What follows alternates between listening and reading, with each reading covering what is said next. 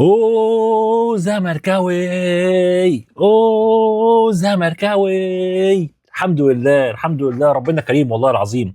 ربنا كريم وفضله كبير قوي علينا. الحمد لله ان احنا يعني برغم كل الظروف الصعبه اللي احنا فيها ديت في الدوري تاني. وبننافس على الدوري في كاس الكونفدراليه اول. والحمد لله دايما اول يا زمالك، دايما اول في كل البطولات دي يعني. ما حدش كان يتوقع، اقسم بالله لو جبت اي حد هيقول لك الزمالك ايه اللي بقى اول مجموعته، الزمالك ايه اللي بينافس على الدوري لحد دلوقتي، الزمالك ايه اللي عنده ماتش كمان بعد يومين ثلاثه في الكاس.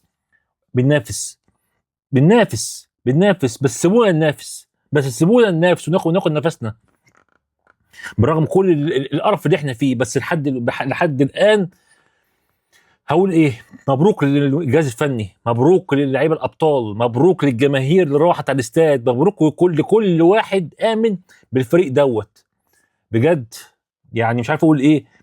لحد الان احنا بنثبت ان احنا فريق كبير، لحد الان بنثبت ان احنا ككيان زملكاوي اصيل، كيان زملكاوي اصيل محفور فينا الروح والانتصار، ومهما كانت الصعوبات دايما مكملين. مبروك لينا، مبروك الفوز، مبروك التأهل. يا رب تكمل بكده على طول.